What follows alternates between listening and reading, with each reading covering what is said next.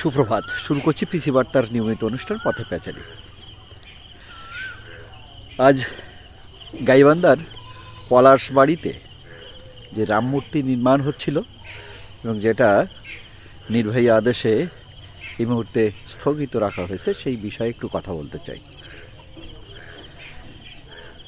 81 foot উঁচু একটি statue, এটা ভগবান রামের মূর্তি নিঃসন্দেহে, কিন্তু এটাকে পূজা করবার কোনো বিষয় কিন্তু নয়। এটা স্রেফ একটি ভাস্কর্য, সৌন্দর্য বৃদ্ধি এবং ঐতিহাসিক একটি চরিত্রকে মানুষের কাছে উপস্থাপন করা, এটি হচ্ছে একটি অন্যতম লক্ষ্য। এই মূর্তিকে কেন্দ্র করে সারা বাংলাদেশের একদল মানুষ যারা রামকে ভালোবাসেন বা এই পৌরাণিক চরিত্রকে শ্রদ্ধার সঙ্গে দেখেন, তারা ব্যক্তি কিংবা পরিবার বন্ধুবান্ধব নিয়েই এই পলাশ বাড়িতে যাতায়াত শুরু করবেন, এটাই হচ্ছে বাস্তব। 81 ফুট উঁচু এই রাম মূর্তি, যেটার নির্মাণ কাজ প্রায় 80% সম্পন্ন হয়েছে। আমরা এই স্ট্যাচুর যে ছবি দেখেছি সেটা থেকে দেখা যাচ্ছে যে এটি অলঙ্করণের কাজ চলছে। মূর্তির অবয়ব কিন্তু ইতিমধ্যেই শেষ হয়েছে। এই মূর্তি নির্মাণ বন্ধ করা এবং সরিয়ে ফেলার দাবিতে ইমাম ও ওলেমা পরিষদ নামে একদল মানুষ ইতিমধ্যে আন্দোলন সৃষ্টি করেছে এবং জনরোষ সৃষ্টিতে ভূমিকা রেখেছে, এবং স্থানীয় প্রশাসন শান্তি শৃঙ্খলা বজায় রাখার স্বার্থে এবং এলাকা সম্প্রীতি বজায় রাখার অজুহাত দেখিয়ে এই মূর্তি নির্মাণ সাময়িকভাবে বন্ধ রেখেছেন। একই সময় আমরা লক্ষ্য করেছি যে হরিদাসচন্দ্র তরণী, যিনি এই স্ট্যাচু এবং মন্দির প্রতিষ্ঠার মুখ্য ভূমিকা পালন করেছেন, তার আটক তথা গ্রেপ্তারের দাবি উঠেছে।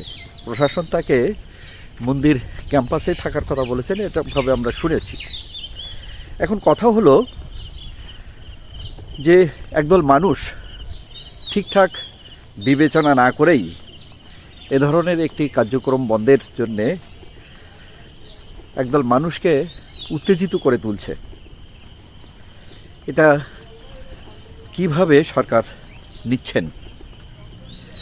একটি অঞ্চল পর্যটন কেন্দ্র হবে, তীর্থক্ষেত্র হতেও পারে, এবং সে কারণে ভারতের পার্শ্ববর্তী অঞ্চল বলেই ভারত সেটাকে আক্রমণ করে দখল করে নেবে, এই যুক্তি আসলে ঠিক বোধগম্য নয়। ভারত কখনোই কারো অঞ্চল বা কোনো একটি সার্বভৌম দেশের একটি অঞ্চল জোর প্রয়োগ করে বা শক্তি প্রয়োগ করে জিতে নিয়েছে বা অধিগ্রহণ করেছে বা দখল করে নিয়েছে, এ ধরনের নজির কিন্তু আমাদের হাতে নেই। তাহলে কোন যুক্তিতে এই মূর্তি নির্মাণ বন্ধ রাখা হয়েছে? শিল্প মানুষকে বিকশিত করে, শিল্প সৃষ্টির মধ্য দিয়ে মানুষ বিকশিত হয়, সমাজ বিকশিত হয়। আর এ ধরনের ভাস্কর্য নির্মাণ একটি এলাকার মর্যাদা বৃদ্ধি করে এবং সারা বাংলাদেশ তথা বিশ্বের বিভিন্ন প্রান্ত থেকে এই মূর্তিটি দেখবার জন্যে মানুষের সমাগম বেড়ে যাওয়ার সম্ভাবনা আছে। পর্যটন শিল্প বিকাশের সম্ভাবনা থাকার পরেও এই মূর্তি নির্মাণ কাজ বন্ধ করা হয়েছে। আমরা বিশ্বাস করতে চাই অনতিবিলম্বে সরকার এই মূর্তি নির্মাণ বন্ধ রাখার যে নির্দেশ দিয়েছেন সেটি প্রত্যাহার করা হবে এবং ভগবান রামের এই মূর্তি নির্মাণের মধ্য দিয়ে পলাশ বাড়ি বাংলাদেশ তথা বিশ্বের মানচিত্রে বিশেষভাবে উজ্জ্বল হয়ে উঠবে, সেই প্রত্যাশা রেখে আজকের এই আলাপচারিতা, পিসি বার্তার আলাপচারিতা শেষ করছি। সবাইকে অসংখ্য ধন্যবাদ।